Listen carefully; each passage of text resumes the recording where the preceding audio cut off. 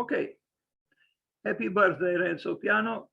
He's, I think, 84 years old today, if not at 85, 84. So Renzo Piano, yeah, he was born in 1937. So yes, he's 84 years old today, born September 14th.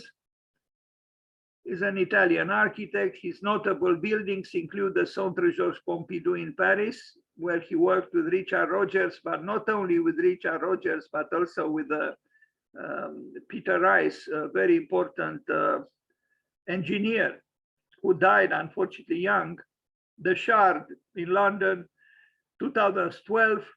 The Whitney Museum of American Art in New York City, 2015, and Stavros Niarchos Foundation Cultural Center in Athens, 2016.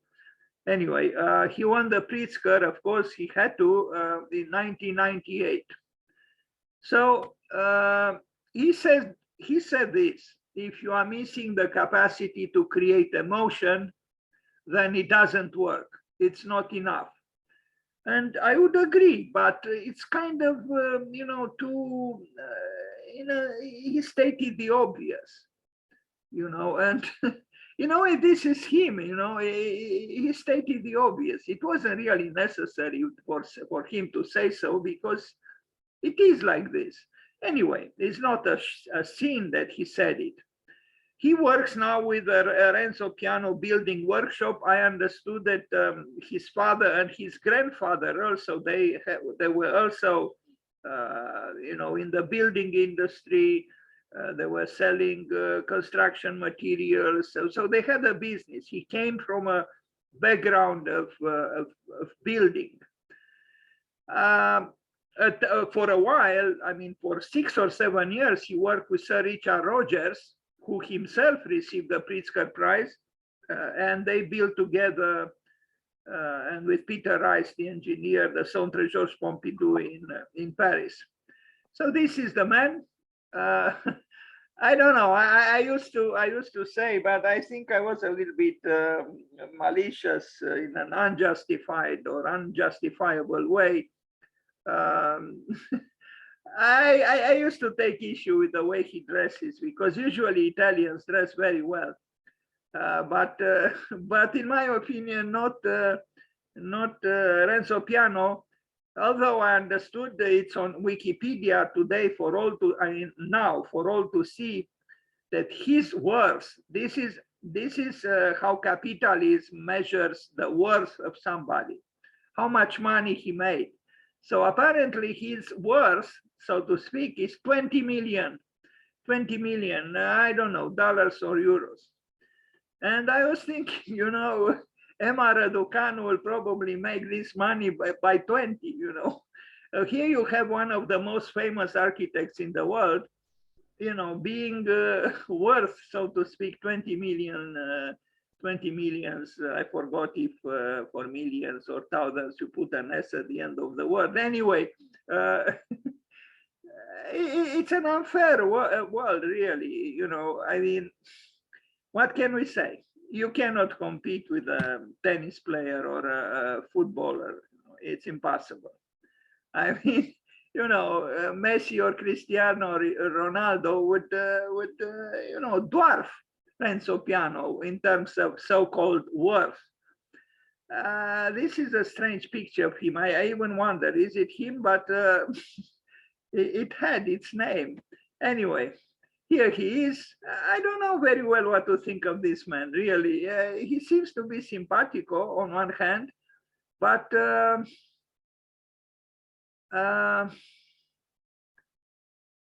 I like him when he was younger, not so much in this picture, but and unfortunately, I don't know if I have in this presentation an image with him and Sir Richard Rogers. I mean, with Richard Rogers, at that time, he was not yet a Sir. Anyway, he he has lots of things there on the wall, as you can see. It's almost like the studio or the atelier of a craftsman, not of an architect, of an artisan. An artisan display these sort of things on the wall, and look, tools and everything. Very strange. Anyway, here he is, you know, at the time when they won the Pompidou Center competition, which was a big win. And of course, it launched them. But he seemed to wear white socks, or somebody told me that those who wear white socks are mommy's babies, or, you know, they have an attachment to the mother that is, you know, is forcing them somehow not to grow up.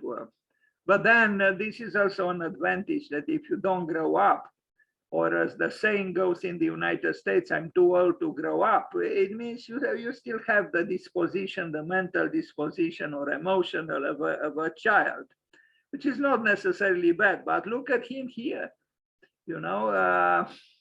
I don't know where he is, at the Venice Biennial or in his own office. And, you know, he is one of the, you know, one of the architects today who, you know, you cannot ignore.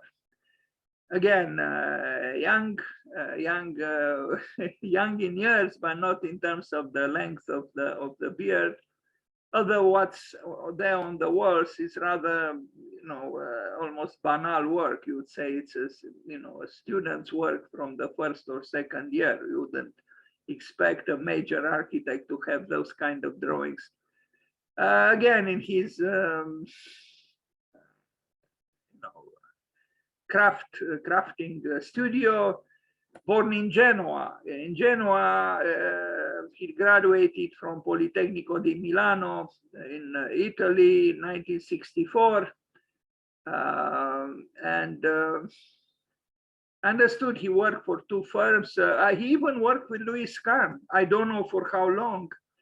But yeah, after he graduated from, you know, the Politecnico, there is misspelled, Milan, he worked for a while with Kahn and then with someone else in the United States. Anyway, here he is drawing for the Shard. There is an interesting poem by Fernando Pessoa, a great Portuguese poet, about the shards. You know, when you have a broken heart, when you are in love and your lover is breaking your heart, then you become like a shard. And he talks about, you know, being yourself like a broken vase, you know, smashed to pieces on the staircase, you know, where there are only shards. I don't know why he called it a shard, you know, because the shard is not usually a, you know, very optimistic word. But anyway, Renzo Piano Building Workshop, the California Academy of Science. I don't know very well what to make of his works. He seems to be okay, but it's one world on the roof and it's another world underneath the roof. It's interesting, but I don't know. I mean, all in all, he is a little bit of a rationalist, although he claims that in the absence of emotion, you fail. And but you know, you look at this building and you wonder, you know, how much emotion could you have in front of this building if you don't see those three, you know, I forgot the word for them, you know, those inflations of the so-called earth there on the roof. It's a rationalistic building. That's what it is. And I don't think it's generating a lot of emotion, or it could generate a lot of emotion. Inside, well, you know, you have water, you have other things, it's true, but that's because the function of the building provided, you know, the chance for these things to be here as you see them.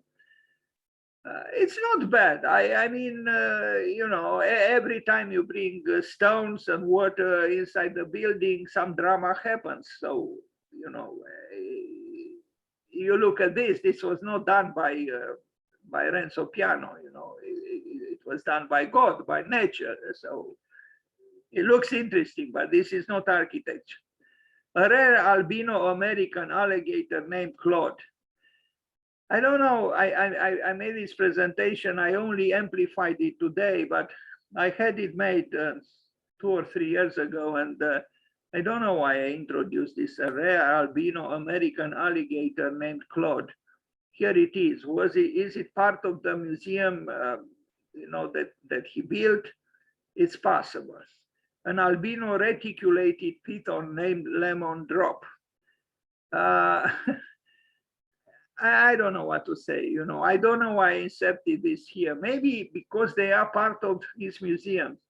But even if they are, or if they are not part of the museum, it's something a little bit sad about, you know, domesticating, you know, the world of animals and the world of plants and so on. So I don't know what those letters mean. Henri Nomka is an Italian architect and engineer, yes or no. In 2006, Piano was selected by Time as one of the 100 most influential people in the world. But as I said, Emma Raducanu could beat him in a matter of almost days. I'm exaggerating, but I think by 20, Emma Raducanu would outdo Mr. Renzo Piano, you know, in the field of earnings. Well, is she already? Anyway, this foundation in Paris, this is interesting in a way, you know, but he can be, this is kind of strange about Renzo Piano. He's rather subdued, he's not very extravagant, but he has his moments of flamboyance, and this is one of them. You know, I mean, after the building that we just saw, this building seems like incongruous somehow. It seems, you know, as if it is not built by the same architect. But it is. It was built by Renzo Piano. This, I think he has a duality, you know, in himself somehow. Anyway, he cannot be as wild as, let's say, Frank Gehry, but he can still handle curves and animal-like structures, you know, like here, at a giant scale. That sun there is kind of deprived of that primordial power which Ignaton saw in the sun. Is like a little yellow, you know, ball there on the sky, but it is like its circle was drawn with a template, you know. Anyway, he didn't do the drawing, obviously. He just did this carcass, which looks interesting, squeezed between the two buildings and accommodating whatever functions needed to be accommodating. Well, he's a good builder. I mean, I don't think that by accident his office is called the building workshop. And considering his biography, you know, he cares about the construction, about the building methods. You see, it's crafted well. But conceptually, I wouldn't say it's a, you know, an amazing work. But I mean, I look at this model and, you know, I wonder, is this his own soul here? You know, it's a little bit burlesque somehow, the building, but it still looks interesting. I mean, I accept, maybe I even like the fact that he built it. But it is, I prefer he does this. I mean, he built this in Paris, but I'll end this presentation with his horrendous, I mean, is unacceptable Palace of Justice, also in Paris.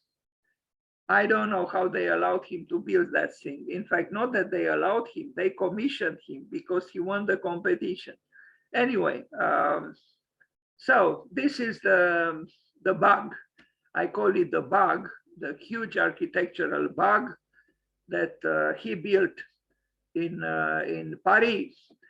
Paris, about which I wanted to I wanted to write a book. The first time I set foot in Paris, I had this idea after a few hours of walking of writing a book called Paris, la plus médiocre ville du monde. Paris, the most mediocre city in the world. That's what I wanted to write, and I told this to a few French people, and they love the idea. I mean, the French can they love provocations. Now, this is a building that you are going to see in New Caledonia, which I think was, and maybe still is, a colony, but I don't know if there are still colonies in the world, a French colony. It used to be in New Caledonia, and this is what it is. This picture is a little bit in a fog, and I ask for forgiveness, but you are going to see more and more. It looks interesting, but if you see the plan, they're identical structures and distributed kind of logically and rationally. The advantage this work has is that it's almost a free form. The functions, I mean, just something like this, where you display artworks, local artworks, folk artworks. And what can I say? I think this is not a bad work by him. It shows that he is able, when necessary, to also assume the vernacular and the local culture, which is a good thing. This, I think, we can appreciate about him. This is a sketch by him. He draws, as you can see. He even considers the wind. You see there, le vent, le soleil. So, this has to be acknowledged and admired, that he doesn't neglect the elements. The exact function of what he does here is, did he build this just to protect from the wind? I don't know. Anyway, so here they are, New Caledonia, Renzo Piano. And I think this work is not a work to be dismissed or disliked. I think any attempt to kind of bring modernity at an intersection with what we call the vernacular deserves some attention. Here is longitudinal, well, it's a cross section, but a long cross section. So this is essentially a screen. It's the space itself is a little bit different. This is just, I don't know, almost some kind of landscape stage design, if I can call it so. Otherwise, what we see here is what we also saw and see in front of Centre Georges Pompidou in the Museum of Fort Brancusi. Is the rationalist here, but the screen is something else, because you see he has this disposition for some kind of organicity from time to time, and the fact that he's a scrupulous builder and he builds correctly is a plus. We have to acknowledge this. But I don't know what to make of this. There are a little bit too many, and they are very tall, and there is a level of rhetoric here that maybe was not really necessary. I don't know. I almost said, I hope he didn't build this. This is well, maybe this is the indigenous hut present there and behind, but there is no incongruity between what he built and what, if indeed this is an existing hut.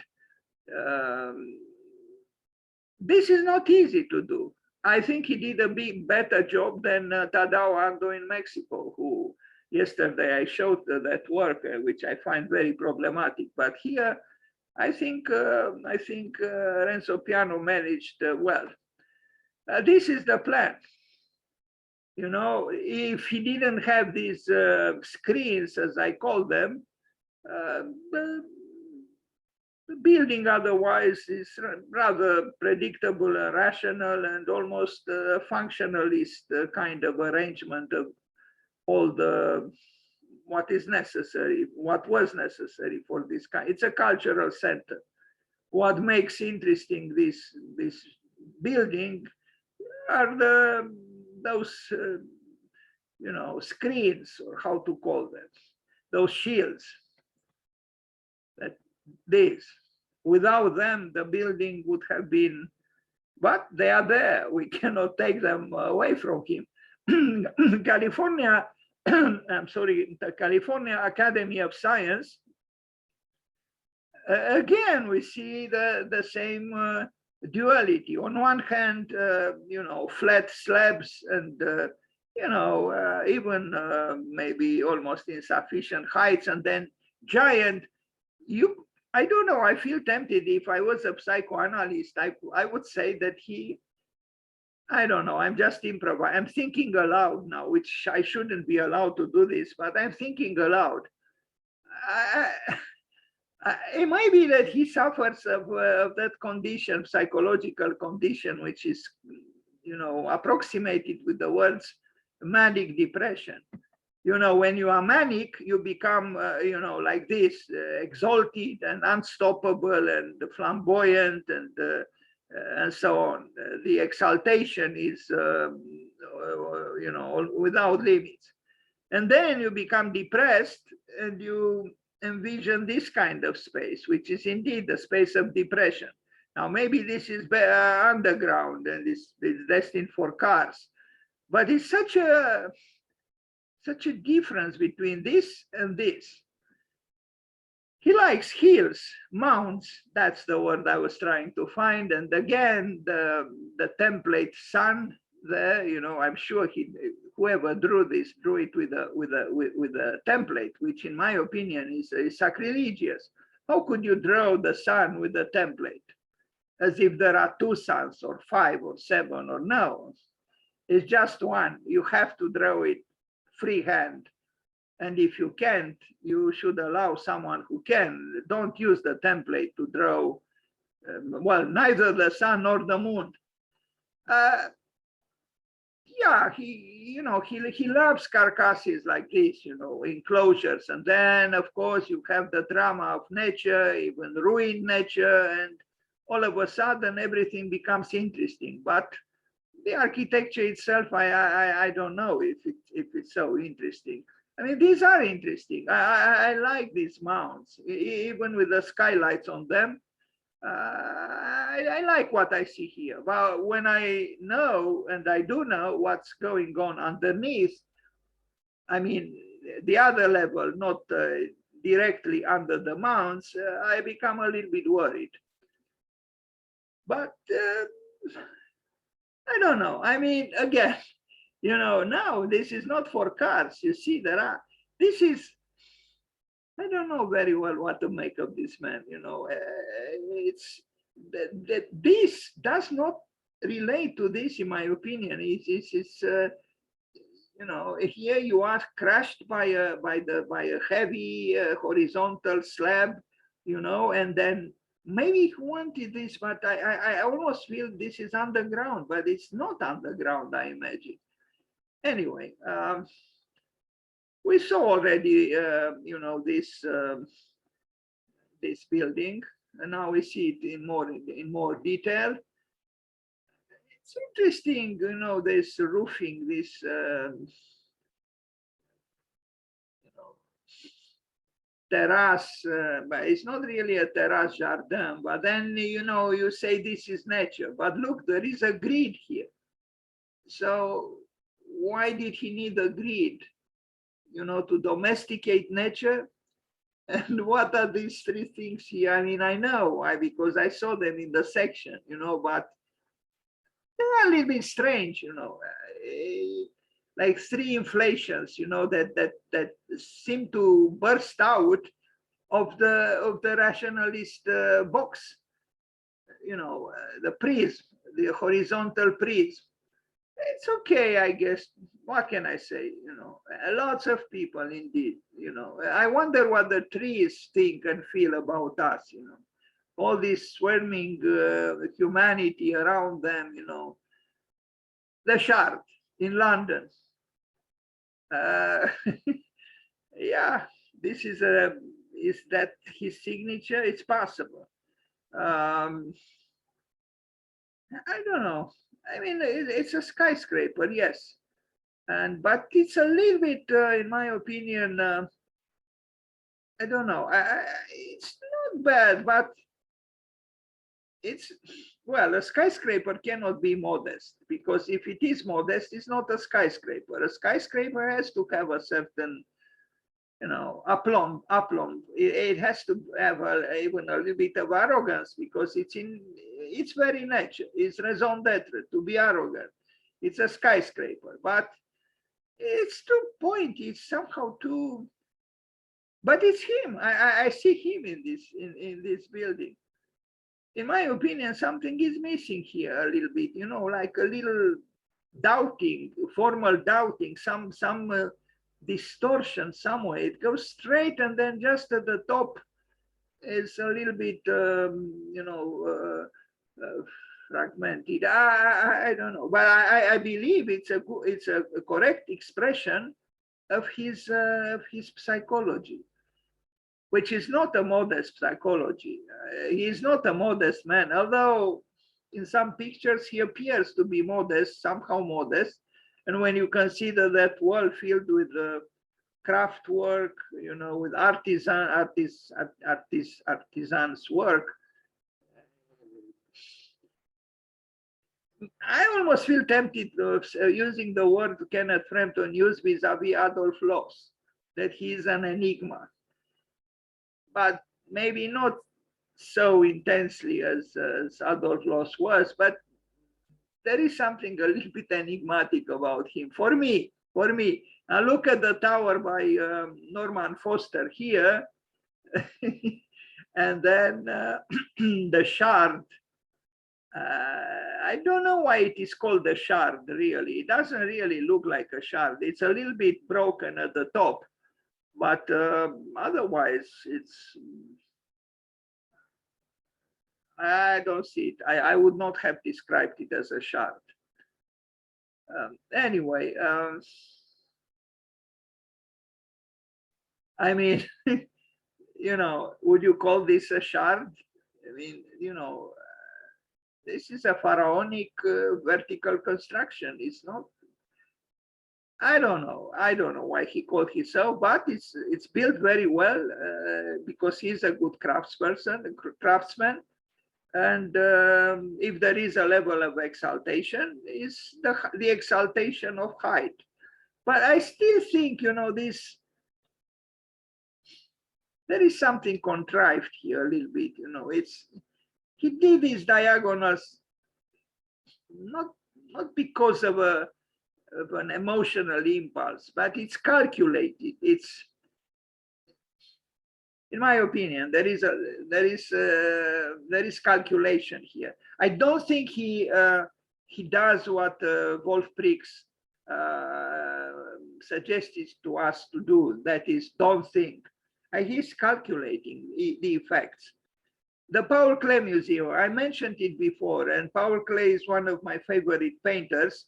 And in my opinion, just like in the case of Constantin Brâncuș, the museum in Paris, I think he misunderstood Paul Klee. This is the museum here, these things, which are very big. Look at them. I mean, and also I think it's a calculated,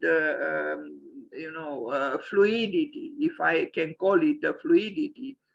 It's calculated. It's not a natural.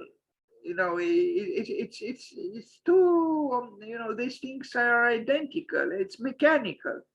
It's not. Look at them. Yes, this one is a little bit bigger than this one, and this one a little bit bigger than this one. But you can tell he calculated this. It's not irrational enough, in my opinion. It's still rationalism, but with curves.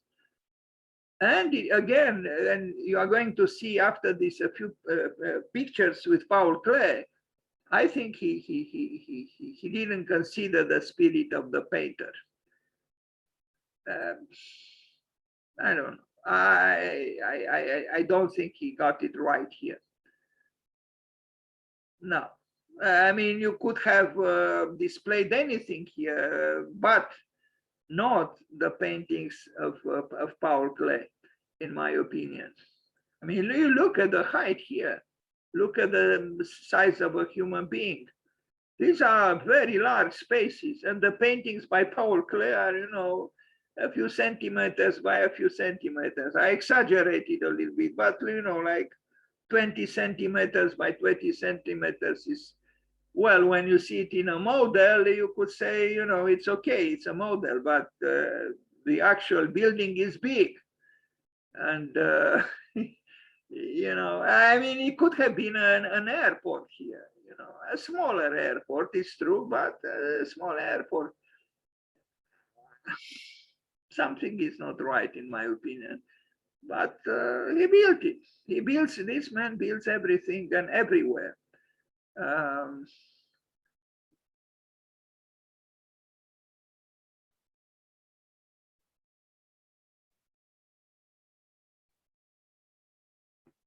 Now you see a few paintings by Paul Klee, who died at 61, 60 actually. Well, you don't see the size, but he's a very delicate, he's a poet of paintings, of painting, in a way, almost the opposite of Picasso. And his works are very small, you know, watercolors, and they're very discreet. This was the painter. I used to like Paul Klee a lot, and I still do. He was a professor at the Bauhaus together with Kandinsky, and they were very good friends there at the Bauhaus. He taught for quite a number of years at the Bauhaus. The fish, a Christian symbol, a golden fish. Now, if these paintings were huge, maybe the museum by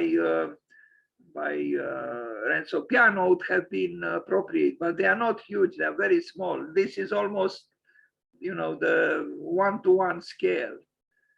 How could you place such an artwork inside that giant space, which could be an airport? Now, the Brancusi Museum in Paris, which is in front of the Centre Georges Pompidou, here it is. You know, I don't understand why the French betrayed Brancusi, because from what I read, Brancusi left all his works in his atelier to the France with one condition, that they keep them in that place where he lived and worked. Well, the French built this thing, this. I mean, Renzo Piano built it for them. Now I understand maybe that the former home of Constantin Brancusi would not have functioned well at all as a museum, but that was his desire from what I read. So they built this rationalistic building, which could have been anything, and indeed could have housed the works of anybody, for Brancusi. In my opinion, this building doesn't do justice to Brancusi, and that's why some years ago, I launched an international architectural competition to replace this building with a new proposal. And you are going to see 2 works or so, including the one that won, an architect from Vienna, was at that time teaching at the Institute of Architecture. So this is the building. You know, what does this have to do with Brancusi? Again, just like in the case of Paul Klee, in my opinion, Renzo Piano didn't understand Brancusi.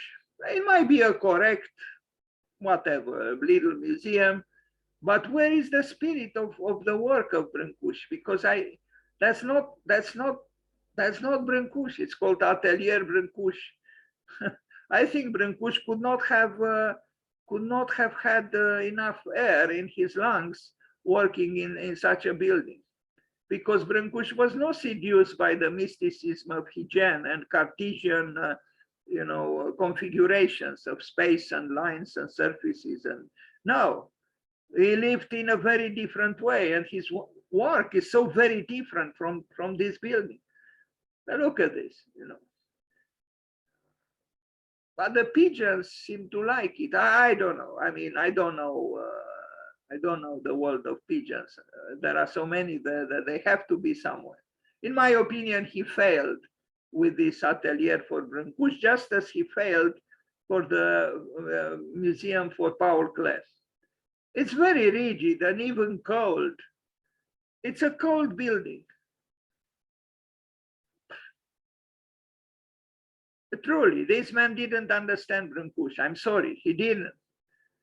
Neither outside nor inside.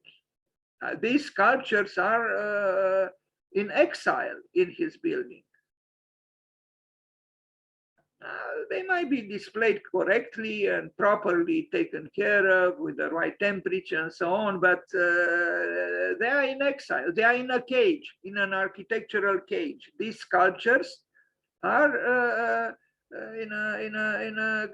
almost, I felt like saying, in a concentration camp. They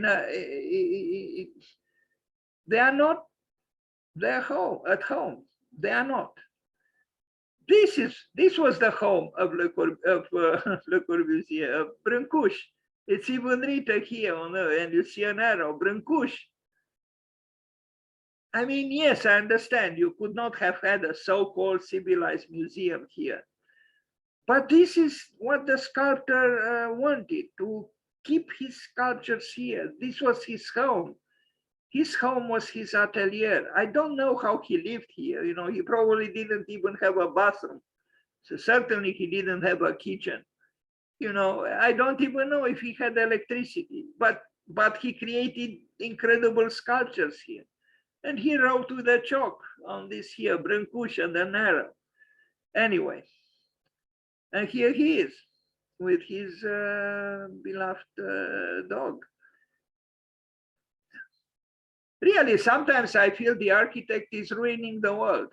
I mean, well, Brancusi didn't need a signature architect to create an atelier for him. He was happy there and very productive. Look, Brancusi too, and with something here on the door to give him good luck. It moves me because really, I mean, do we need a Pritzker Prize laureate to ruin the romanticism of the home of one of the greatest sculptors of the 20th century? I don't think we do. I am sorry, Mr. Renzo Piano. I mean, look at this and compare with this. He didn't even try to inspire himself from the old, quarters of the sculptors. Anyway. Create like a god, command like a king, work like a slave. Now, this call to arms, so to speak, of Constantin Brancusi is a little bit optimistic and in its own way, a little bit flamboyant and a little bit masculinist, create like a god. Well, I can, sir, there is COVID outside and the sea's level is rising and the icebergs are melting and the climate is changing and the temperatures are killing me. So how could I create like a god?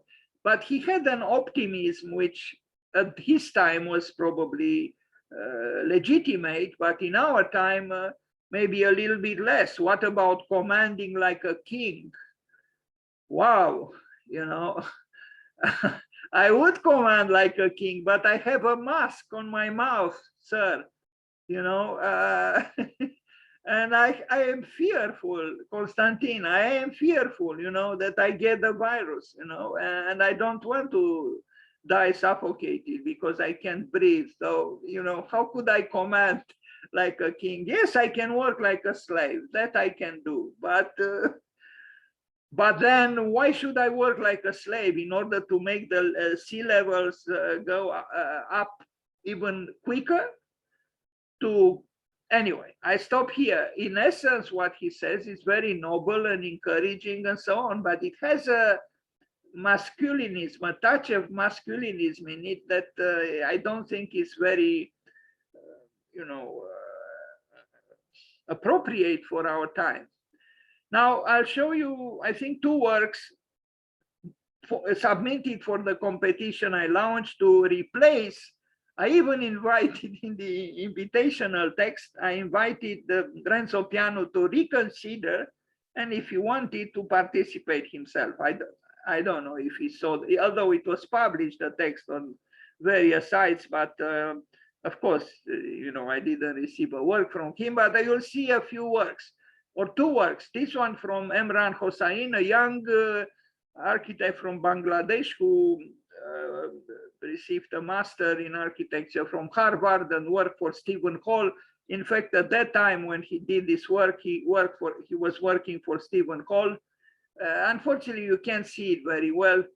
It's this reddish building you recognize here on the right, the building by Renzo Piano, Centre Georges Pompidou, and it's a more modest building. This is Centre Georges Pompidou, and maybe you can. It's a twisted little building. He showed some interesting, but the resolution is not great to understand more how the building was. Anyway, he didn't win with this proposal, but I don't know. I find it more interesting actually than what Renzo Piano did. Although in essence, it's still kind of a box, but at least he twists it a little bit at the corner, and this was done, you know, about 15 years ago. Now twisting is very fashionable, but at that time it was not so fashionable. And some images from the inside, I would say a little bit more mysterious than the interior of the built museum that Renzo Piano built. And now we are going to see the work that won, Span, Matthias Del Campo and Sandra Menninger from Vienna. They won the first prize. Unfortunately, also the way of presenting in black and white is a little bit hard to read, but you'll get an idea that this was a more radical work. This is how the museum looked like from above. I mean, can you compare it with what Renzo Piano did? And Matthias Del Campo wrote to me that this project that they did for Brâncuși, for the little competition I launched, was the grandfather of the winning entry for the Austrian pavilion at the Shanghai World's Fair or World's Exhibition. Indeed, they won 2 years after they made this work, which was published in some magazines, Domus or in Habitat. Anyway, they experimented with something here. You know, it's much more creative than what Renzo Piano did, for God's sake. I mean, really. And you know, you see in these shards that compose the covering of the building. And here it was a serious study. I don't show here all the text they sent and sketches, but they studied the sculptures of Brâncuși, and you know, they created this. This is the plan of the building, done very seriously. I mean, this is an organic, you know, structure, and you see the landscape becomes the building, and the building becomes the landscape. It's part that they create a whole. Again, much more interesting and creative than what Renzo Piano did. I'm sorry, Mr. Renzo Piano, but these two people did something more interesting than what you did. Well, it was not built. The sections, for my taste, they are a little bit, I think maybe Brâncuși deserved a little bit a higher ceiling here, but it's a cave-like museum, but also technologically very advanced. And here it is. Anyway, this was not built. This was done, I don't know, 15 years, 20 years after Renzo Piano built his rectangular building. Now, Centre Georges Pompidou, which Piano built together with Rogers and with Peter Rice, the engineer, has to be mentioned because the engineer had a major role. And Peter Rice, from what I read, he was considered a genius. Unfortunately, he died young. He worked for the Glass Pyramid by IMP at the Louvre. He worked even for the Opera in Sydney. He worked for Lloyd's in London. Very skillful, very creative engineer, Peter Rice. And he was very important here for this building. Also, it's worth mentioning that Renzo Piano and Richard Rogers found inspiration in the Fun Palace by Cedric Price. So there were influences, there were people involved, you know, but those who won the competition were indeed Piano, Rogers, and I would say also Peter Rice. There is a beautiful picture with all three of them sitting on something, you know, the structure of the building. I don't have it here, but I should have had it because it's a very inspiring picture which tells you, you young architects, you students, you whoever wants to say something in architecture, do competitions and perfect your tools, dream and fight for your dreams. That's what they did. I read that Renzo Piano said, we knew for sure that we were not going to win. So they started with the premise that they will not win, because it was a very famous competition with very famous architects, you know, more accomplished architects. They were young, unknown. So exactly because they didn't expect to win, they allowed themselves to be very free and to propose something so-called crazy, and they won. You see, in creativity, in art, it's like in love. When you turn your back on love, love follows you. Now, I don't know. I mean, nobody has a formula how to win a competition, but I think the important thing is to, as Doshi said, you know, love what you do and do what you love. That's what they did. They proposed this being sure that they would not win, and they won. Anyway, you like it, you don't like it, but here they are. I mean, in the front, the, you know, rather commonplace museum by Renzo Piano, and in the back, you know, the more provocative Centre Georges Pompidou, built also by Renzo Piano and Richard Rogers, and again Peter Rice, the engineer. It infuriates me when I see this, really, for Brâncuși. No. Someone has to do something about it. I mean, even a graffiti artist, if he would spray his can on this wall, and it would be better. It irritates me, this building. It's so self-sufficient and, sorry, mediocre. There we see a poster with Louise Bourgeois, a great French woman who became a famous sculptor in the United States and worldwide, truly a remarkable woman. Then there is a sculpture, moving mobile sculpture on water on the right side of Centre Georges Pompidou by Niki de Saint-Phal, I think is her name, a great French sculptress. And she worked with her lover, Yves Tanguy, or I think is his name. Anyway, art is beautiful. We need art. We need Louise Bourgeois. We need Brâncuși. We need Peter Rice, the engineer. We need even Renzo Piano and Sir Richard Rogers. And what can we say?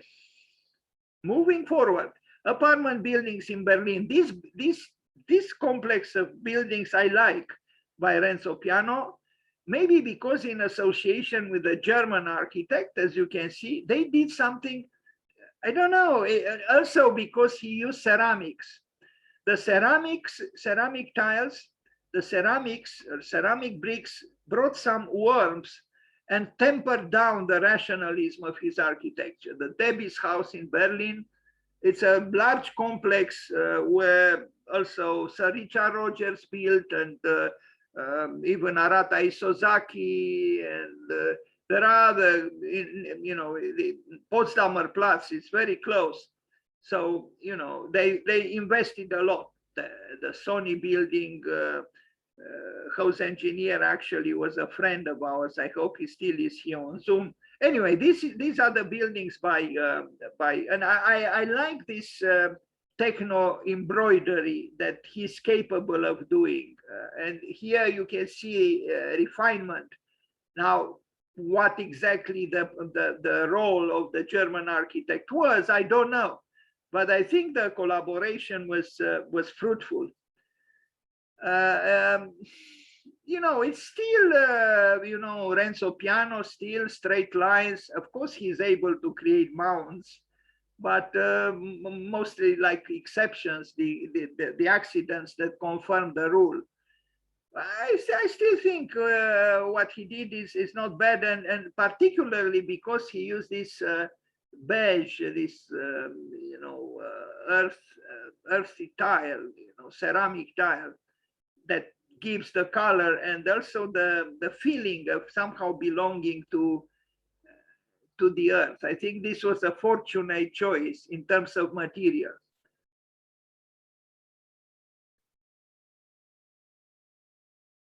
He can have a so-called delicate touch, but only sometimes. It's well crafted, this building, and yes, the German participation brought something, I would say. Somehow, I think Renzo Piano, in his collaboration with the German architect, became more Italian, warmer. Maybe, I don't know. I'm speculating. I think he did also this building here. I'm not sure. I tried a few times to verify, but even if he didn't do it, but I think he did. He built several buildings here. These are done by him, by Renzo Piano in Berlin. Now, Parco della Musica in Rome, in Italy. When I went to the students there, they loved this work. Well, I was not with them. We went to Rome, but I was visiting something else. They went by themselves, and they told me, go and see this work by Renzo Piano. I never arrived there. I don't know what to say. He likes architectural giant insects. This he does, but I don't know. I think they could be a little bit crushing, a little bit intimidating. In the drawings, they are rather innocent, although, when you consider the scale, you could become a little bit worried. But I've heard good things about it. I don't know. I am still tempted to call Renzo Piano, to an extent at least, an enigma. Because of this, I think he's calculating certain effects. They are not really. I almost feel tempted to say that he's not a very emotional man, and that's exactly why he said that very predictable thing that if there is no emotion, you fail. This picture, though, I like.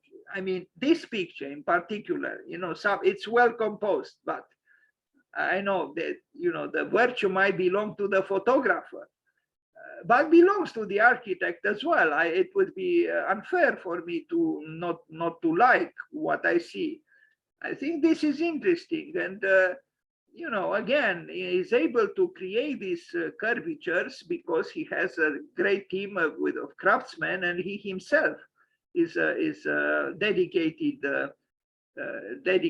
craftsman, I would say. Now, the Paris courthouse, and with this I end this short presentation on Renzo Piano. This to me is, I almost feel like saying it's a crime. From the outside, inside there are virtues. It's true. The interior spaces are, you know, more than acceptable. But from the outside, my God, my God. I mean, this man, in my opinion, ruined the landscape of Paris. Look at this. And I know this competition because I wanted to participate in it too. And I even sketched something. Maybe one day I'll tell you about my radical and totally anachronistic idea. Because I was dwarfed by the program of this competition. They asked for a building to accommodate 11,000 lawyers. I forgot, in a month or something like this. I mean, 11,000 lawyers. I'm only talking about the lawyers. So yes, the building had to be big. Well, I'll tell you, you know, Bernard Tschumi said that a good project can be described to your grandmother on the phone in 1 minute. So I'll try to tell you my idea in 1 minute, not on the phone, but here on Zoom. Let me see if I can. There was a, no, I don't think I can, but let me try. There was a large structure that had to be by Freycinet. I think the great engineer was, I had to be kept.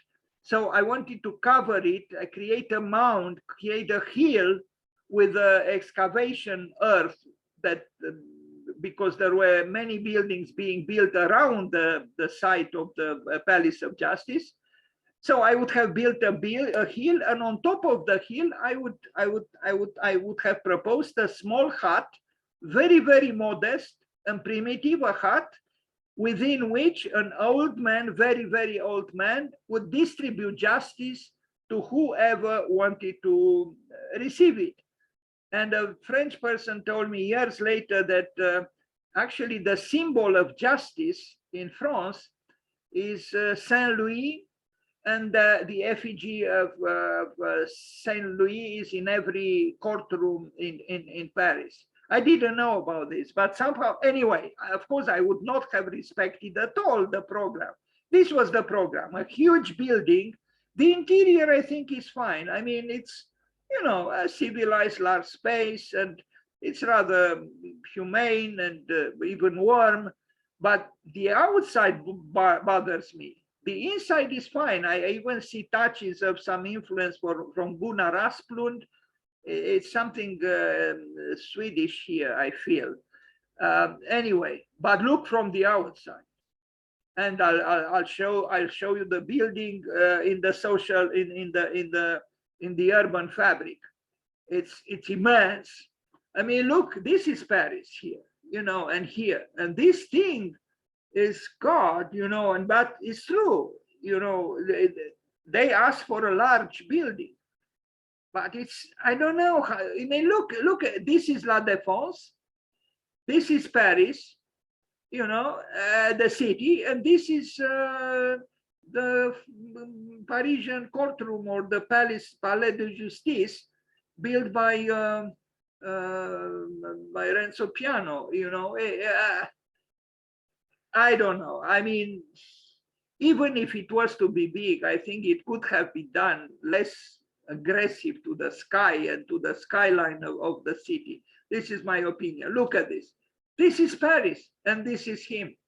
It's just too big. It's just too, and so contrived, you know, just like the museum for Paul Klee, where he has those three mimicking, you know, waves or mounds or hills. Here he has these three prisms, you know, getting smaller towards the top. But it's, you can tell this was calculated architecture. This is not felt architecture. I'm sorry. It has virtues inside. It has elements of good design. I would agree. The interior is acceptable. It's more than acceptable. But look at these exasperated birds, you know, flying confused, you know, around so much glass.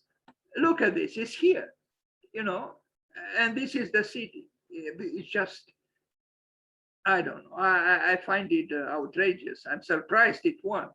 Very surprised. He won and he built it. but yes, what can you do if you want to accommodate 11,000 lawyers, you know, in 1 month, maybe in 1 week? I don't know. It's just incredible. I call it the madness of bureaucracy and the madness of so-called distributing justice.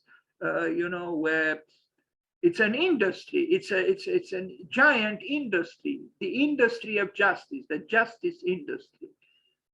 And I end the presentation, which I said from the beginning could have been larger, on Renzo Piano with this sketch that he did, which for the Palace of Justice, for the courtroom. This sketch in itself shows that, you know, in my opinion, Renzo Piano is not quite able to express emotion without the constraints of a rather obvious rationalism, and the stacking the floors like this. And anyway, let's go to the second architect we pay homage today, a very strange Frenchman who didn't build, but who drew almost unacceptable things, or certainly surprising things. So let's see. Okay. Jean-Jacques Lequeu. Even his last name is for me is a little bit difficult to pronounce. 1757, 1826. He was called a visionary architect. Well, usually we call visionaries those people we don't understand.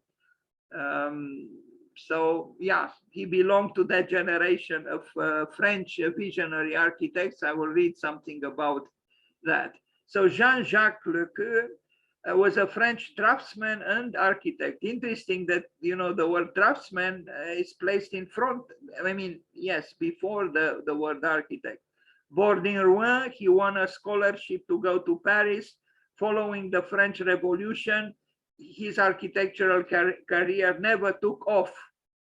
So he was, in his case, maybe he knew something about what I call la volupté de l'échec, the voluptuousness of failure. He spent time, I don't know if you would have agreed with me about the so-called voluptuousness. He spent time preparing the Architecture Civile, a book intended for publication, but which was never published. He became a civil servant, working as a surveyor and a cartographer until his retirement in 1815. So Lequeu is now considered part of the period of visionary architecture, which developed in the period leading up to the French Revolution. This was directly influenced by the great competitions organized by the École des Beaux-Arts. These competitions encouraged entries comprising massive buildings unfettered by budgetary constraints. This resulted in scores of designs for vast and impressive buildings which had little connection with the real world and remained paper architecture.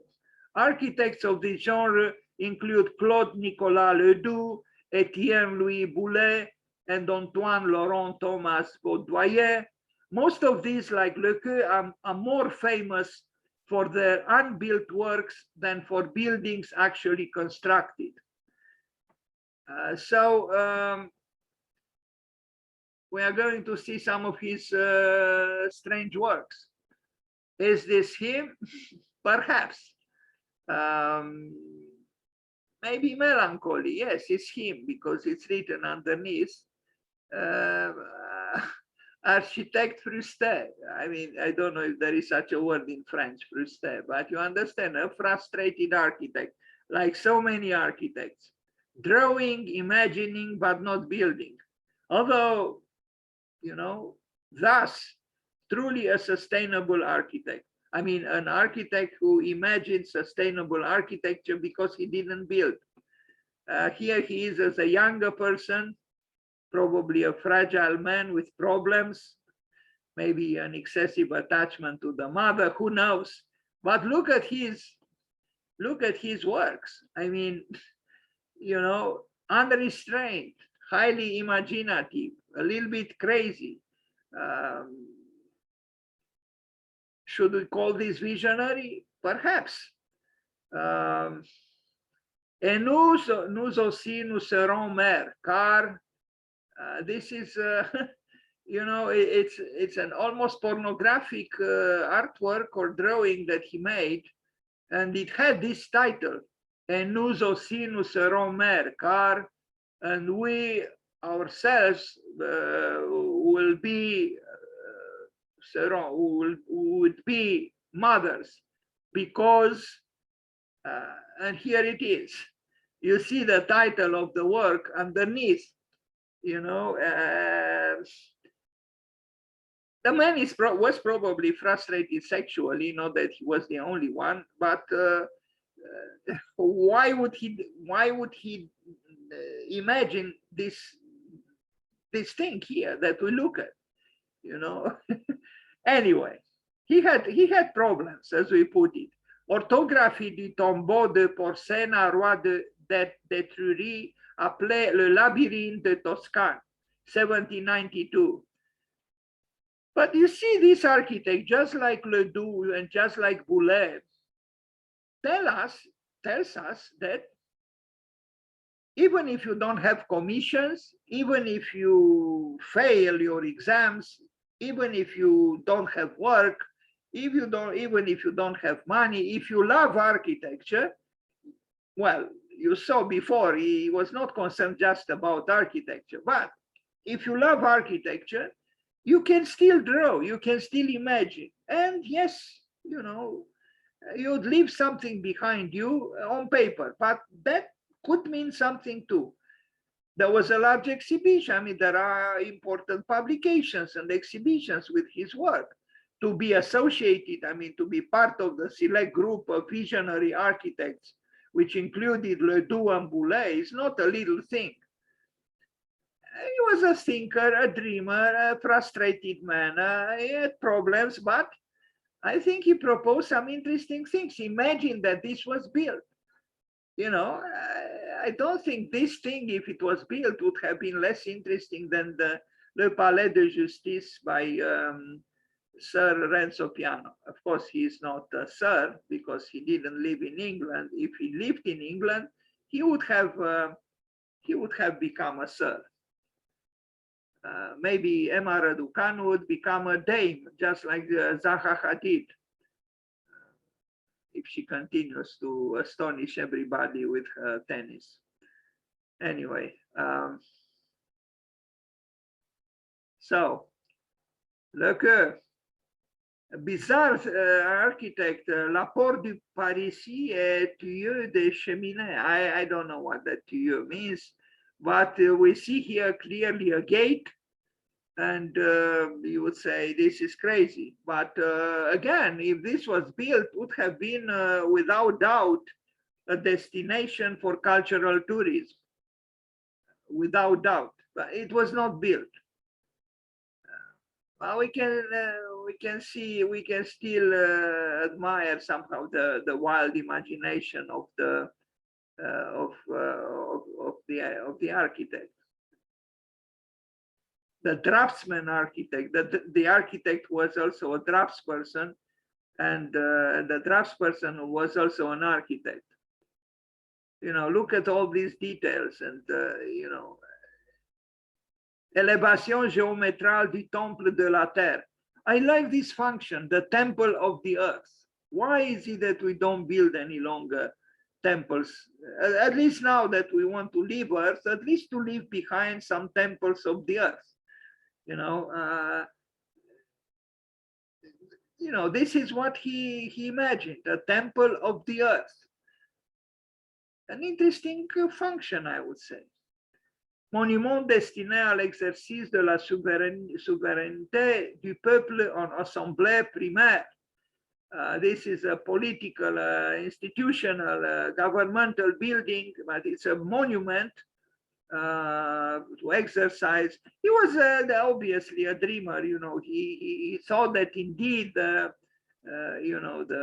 power and the freedom of the people could manifest themselves through an architecture that is very, symbolically centrist and, but we know that in reality things didn't happen this way. But it's nice to be able to dream, to not to be inhibited, to in a way to forget everything you learn in school and be able to, in total innocence and even ignorance, to draw. Descend d'un ponceau par Lequeu, École Polytechnique in Paris. And this is a bridge. So he was, I guess, for his training, he did this work. It's a bridge, a small bridge. But, it looks like a legitimate little drawing. I don't know if it was built or not. Âge pour concevoir. The age for conceiving God. Now, how many architects would draw something like this? Obviously this man had problems. Âge pour concevoir, which is the age for conceiving. I become timid because I prepared this presentation some time ago. I forgot that I have such provocative, now how could I jump over that picture to the next one? Do it very quickly or be relaxed and mimic indifference? I'm not indifferent. Anyway, moving forward. La Sauvage Blanche, the white savage, dessinée d'après nature. So this was designed or drawn, from real model. Obviously, these are pornographic drawings. As I said, the man had problems. Les Études de l'œil, 1798. Now, this remind me a little bit of Charles Brun, the painter whom Louis Le Soleil, the king son, the Sun King, considered the greatest painter ever. And Charles Brun was indeed interesting, and he was even employed, doing collaborating with architects sometimes.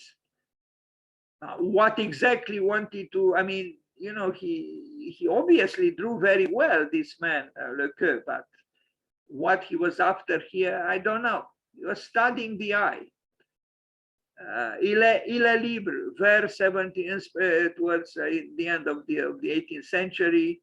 It's strange that it says il est libre, but here we see a woman.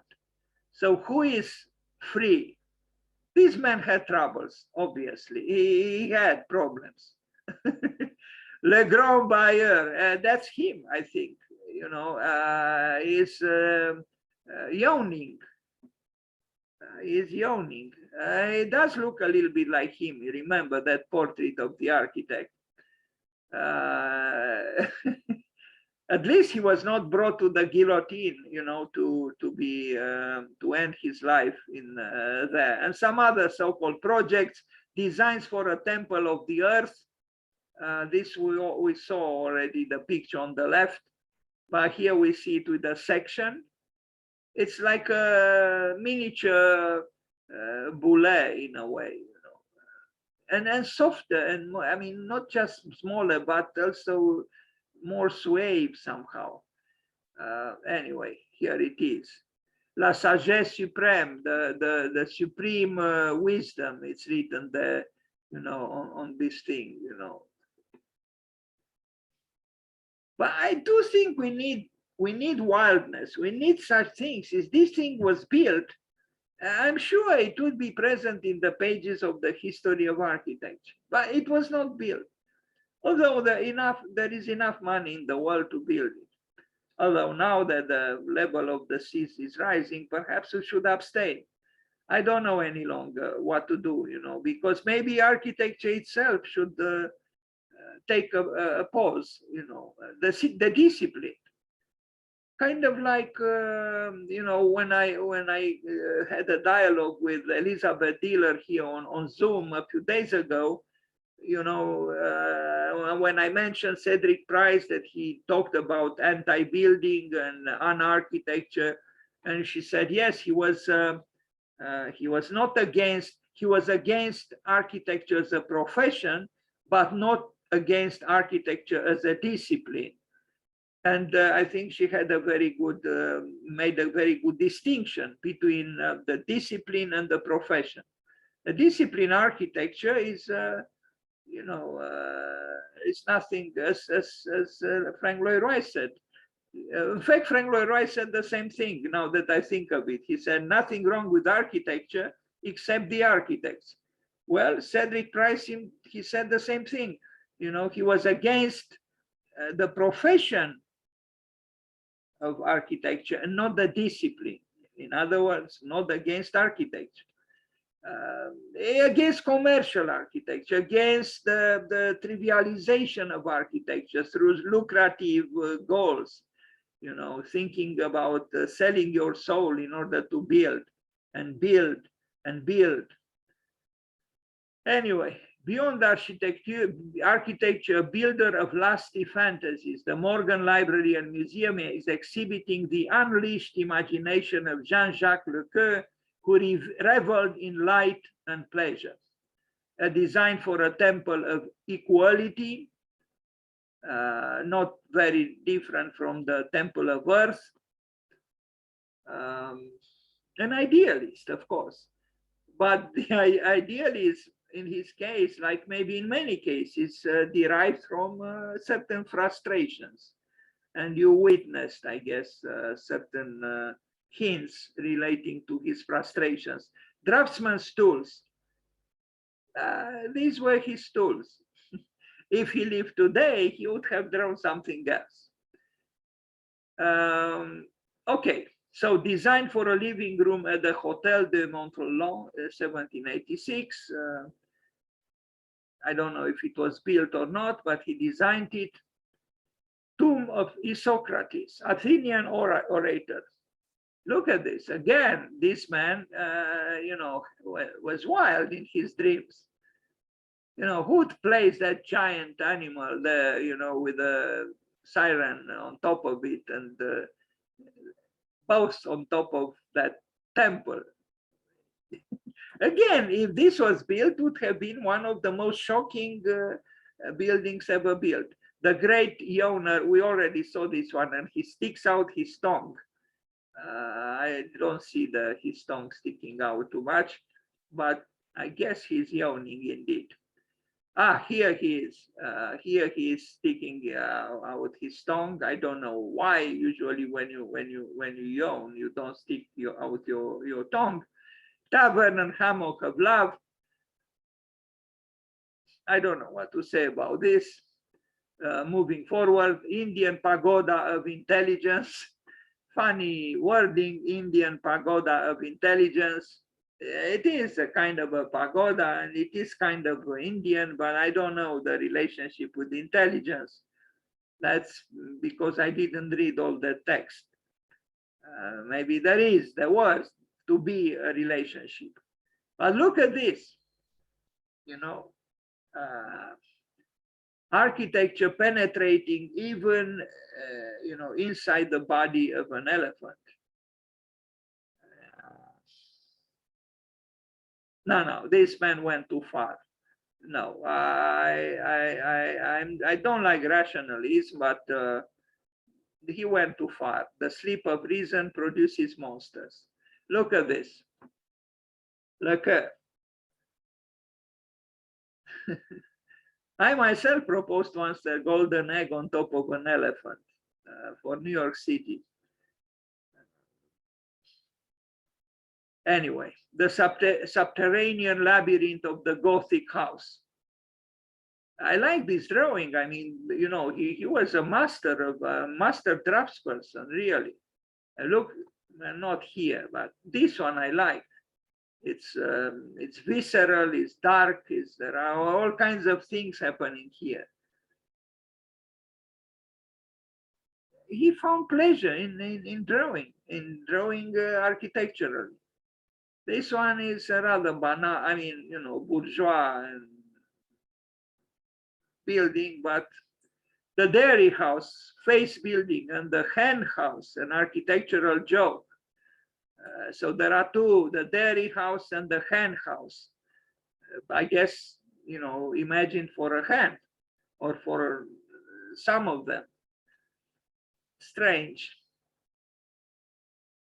I'm afraid I'm a little bit too serious to to be able to ever do something like this. But I admire the drafting skills. And look at this. You know, what can we say? You know, from our rationalistic world, this is so removed, so far away that I'm almost, I feel almost speechless. The X-rated architecture of Jean-Jacques Lequeu.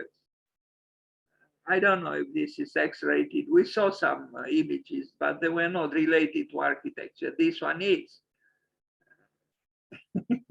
Strange again. Maybe, you know, certain imaginings of John Haydock, but no, they were very different. But these spikes, I'm thinking of those two installations with the House of the Suicide and the House of the Mother of the Suicide in Prague.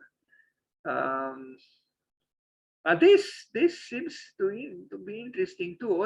The imagination of this man is indeed very unique and provocative.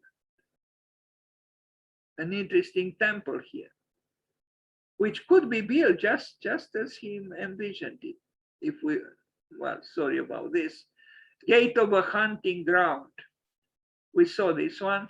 So this is what it is. Now we have the title, Gate of a Hunting Ground.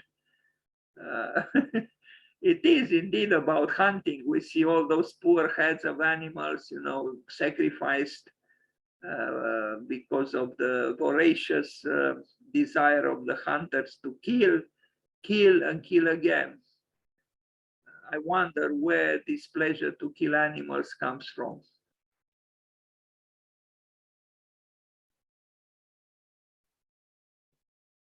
Painstakingly perfect and utterly peculiar, the drawings of Jean-Jacques Lequeu, indeed. Anyway, moving forward, because we still have to talk about Ettore Sottsass, who himself built some curious things, and as a designer also he was wild.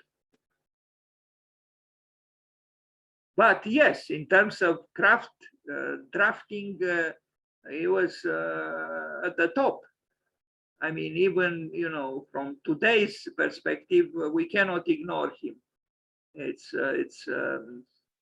is what happens if you allow the imagination to function, and if you do what Wolf Prix has advised us to do, don't think.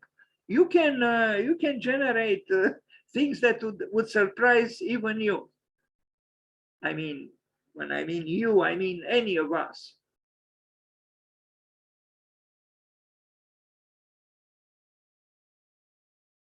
But these people, I mean him, we are talking about him, was immersed in mythology. We don't have that, you know, we completely miss that. We don't have it. Our vocabulary is very poor. It's very poor because we only think of space. That's all we know. Space, nothing else. No mythology, no figuration, no ornamentation, nothing, just white walls and space. But space is itself, it's not sufficient. You know, as you can see here, what is so, you know, unusual or great about the space is something else about the building. Bernard Tschumi said that the best architecture is fireworks. Well, if the best architecture is fireworks, then, you know, what is the relevance of so-called space, you know, for the fireworks? The man had probably very beautifully crafted tools, and with them he drew, and, you know, he was a magnificent draftsperson. Here he is probably his own hand, you know, trying to legitimize his life through architectural drawing, and not only architectural, of course.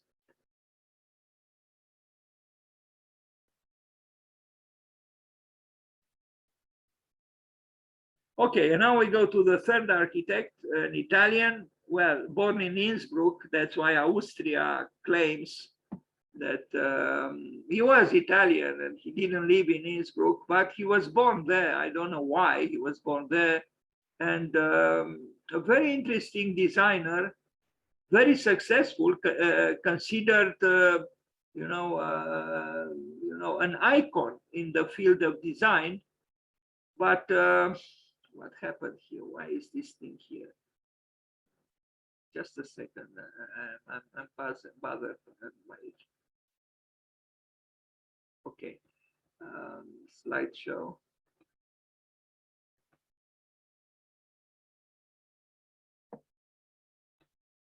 Ettore Sottsass. Happy birthday to you too. So all these three people that I talked about today were born on September 14th. He was best known as a designer, but he also built some buildings.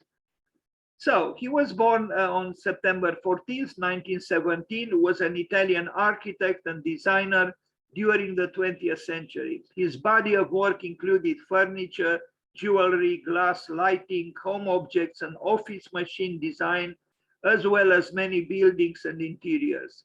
His style was defined by bright color choices, statement pieces, and decorations. I don't know very well what that is, statement pieces. Ettore Sottsass was an iconic figure in design history. He was described, Ettore Sottsass, Austria's anti-design hero. Now, isn't it strange that here we read he was an iconic figure in design history, and here he is described as an anti-design hero? But the two might go together sometimes. Now the man, when we think of an icon of the world of design, we certainly do not think of a gentleman who looks like this. Now, of course, he's older here, but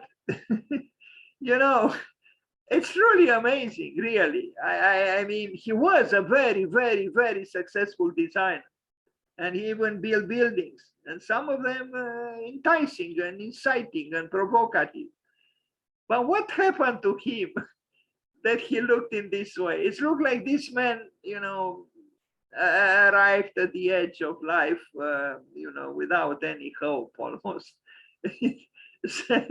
It's truly an amazing picture, and even the way he is dressed, he's dressed like a homeless man almost, and he was again an icon of the world of design. Incredible.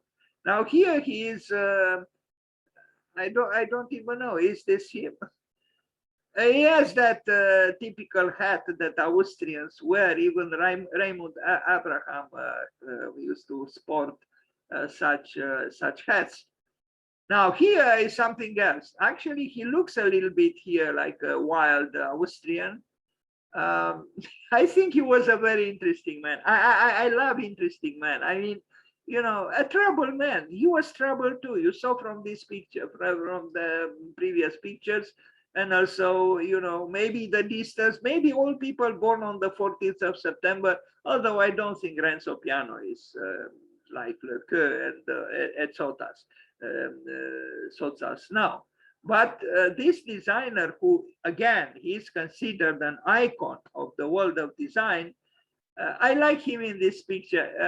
No, there is another picture. But even here, I don't think this man, maybe he didn't even laugh a lot. He was rather disenchanted probably with the world. But this is very interesting because designers usually are, outgoing, a little bit superficial, not melancholy. I don't think designers, I mean, object designers are melancholy beings, but he seemed to know something about melancholia. Now look at his his works actually are very different from the way he looks in his pictures. You know, they are colorful, they are playful, they are pop. They are pop. They are not melancholy picture, you know, objects.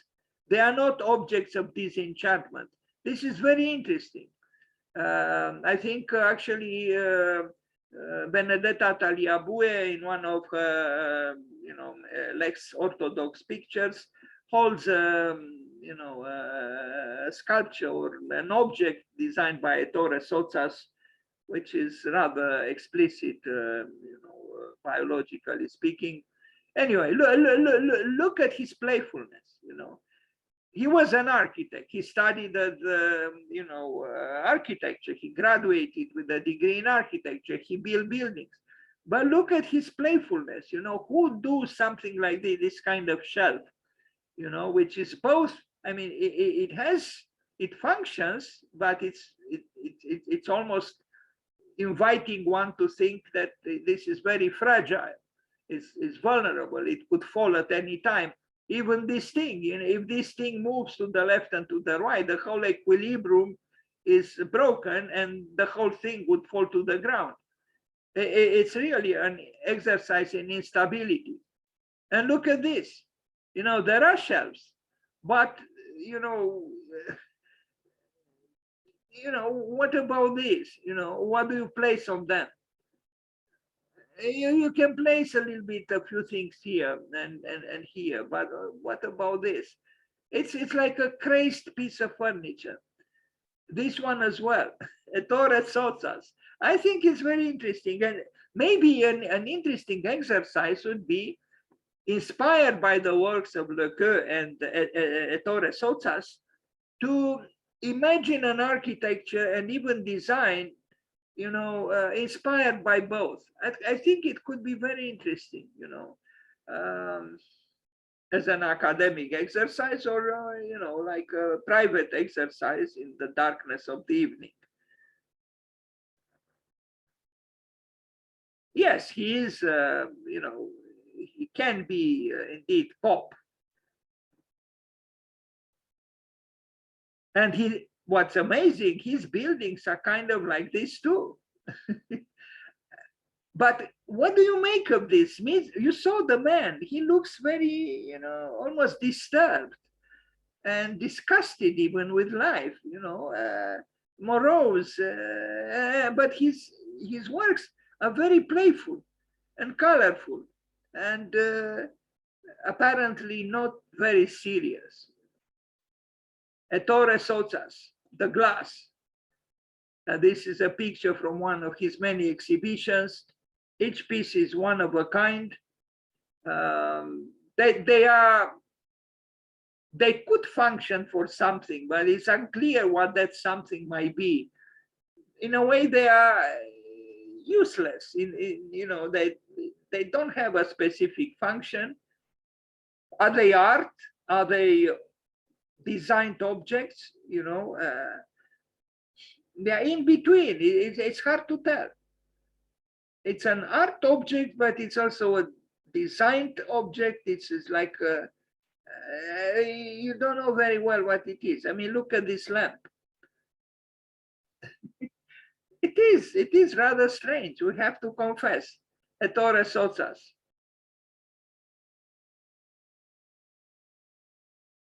He was playing, yes, he was playful. Look at this telephone. If indeed functions as functioned as a telephone. He seems to say, you know, beyond anything is actually the world of dream and of play and of irresponsibility in a way, although they are crafted convincingly, but they escape categorization, they escape, you know, envisioning clear-cut raison d'etre. Here is, I don't know what it is. It's the typewriter that became something else. I can't see very well. Anyway, Ettore Sottsass. I rush a little bit so to arrive at his buildings, but you already got the idea what his works are about.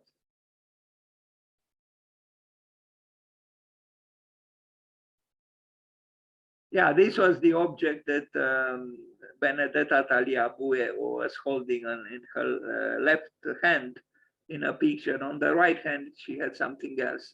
Anyway, this is a typewriter, I guess, designed by Ettore Sottsass. And there it's written, what is it? Indeed, it looks like a typewriter, but then, you know, when the typewriter is inside the box, you don't know what it is. Architecture. Italian architects convert Ettore Sottsass sketch into a pavilion for French architecture festival. So this was built after he died from his sketch.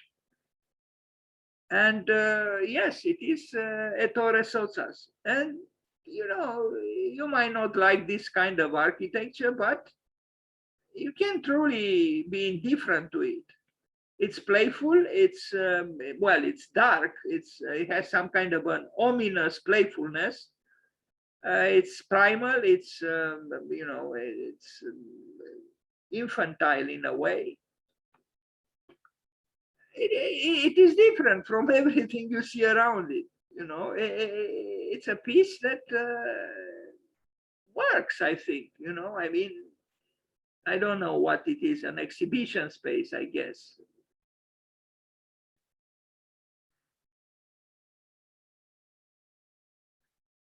Architectura Monumentale by Ettore Sottsass. This was an exhibition held in Milan. Yeah, that was the drawing he did, and then those people built it based on the drawing, built it. And this was, I guess, the exhibition in Milan with his, but you see again the power of the drawing. Even if you don't build, you can draw. You have imagination. You have a pencil, for God's sake, or paper, and you don't even need those now. If you have some skills with softwares, you can produce interesting things. And you don't even need to cut down trees in order to obtain the paper. You can project on walls all kinds of visions, if we are to call them so. He designed this retreat. Is Memphis through and through. Indeed, his aesthetics is considered to be Memphis aesthetics. I forgot exactly what this means, but probably inspired from the United States. Casa, this is in Hawaii. It's you know, architecture, as you can see. But you see, his architecture is not very dissimilar from his designed objects. Very colorful and, you know, with primal forms and a little bit infantile, so to speak, playful, you know, childlike architecture. I don't know about the garage. The garage is also kind of interesting, but I'm not saying that this is my preferred architecture, but I cannot ignore it. You know, and it's I would say, why not?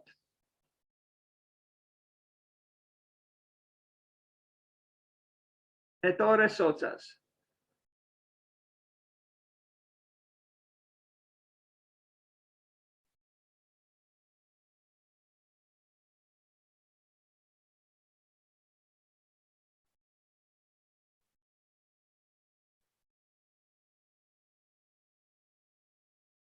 I guess he designed also the, you know, the chaise longue, or I don't know how to call it.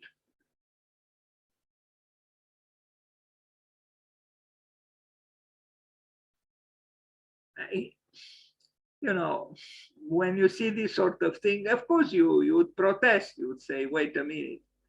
But there are so many strange things in the world that, you know, I know that I'm becoming indulgent now, but you know, as an experiment, this house doesn't throw a shadow of illegitimacy completely on the earth. I have seen less interesting things being built by so-called serious people. And you saw he was a very serious man. In fact, in none of the pictures that we saw, he was smiling. Forget about laughing.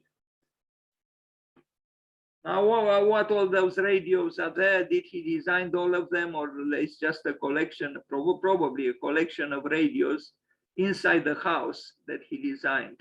I don't think he designed all those radios. But the house has something of the the playfulness of shows the playfulness of a child with colored cubes. A village in Singapore. He actually built a village in Singapore, Singapore being the Switzerland of Southeast Asia, in 2000s. He built all those houses that you see there. So you see, it pays to do crazy things. Some people might see what you did and commission you to do look at them. He built all these things in Singapore, including probably the landscape. Sorry about the resolution of the pictures, it's not great. I have to acknowledge it.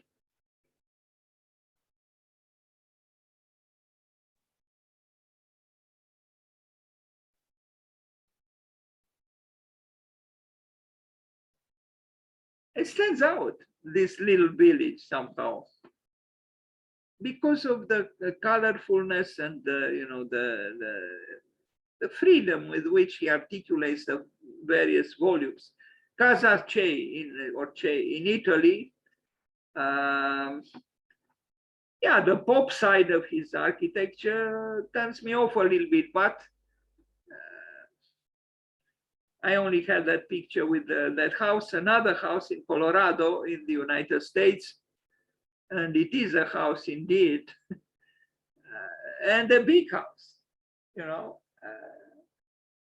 I wouldn't say it's not interesting, although I wouldn't necessarily like to live in it, but for someone with a more joyous nature, would be just fine, I guess. I mean, the Memphis aesthetics and the pop aesthetics are not a great inspiration for me, but Ettore Sottsass certainly had his own world. A house in Belgium, 1999. Now here, it's more of an architect, so to speak. I don't have other pictures, unfortunately. Influences from the homes in Tamil Nadu date back to 1940. Yes, I read about this, that he was influenced by, or the Indians think so, that in Tamil Nadu, this place in India, the existed buildings in 1940s that are not very dissimilar with what Ettore Sottsass did half a century later. And this is a picture from that town in India, and some details. Now look at this, 1940s, it looks surreal and almost unbelievable in India. So indeed, is there such a distance between this and what was done half a century later by an educated Ettore Sottsass in Milan? Probably not. Architecture can be done in many ways, really. I guess if there is a message in his work and in what I'm trying to show is this: it can be done in many ways. Now, it's a bus stop. I guess I don't know, in Germany, yeah, in Hanover, yes, a bus stop. Look at this. Now, why this series of X's, I don't know. But done by Ettore Sottsass in Hamburg.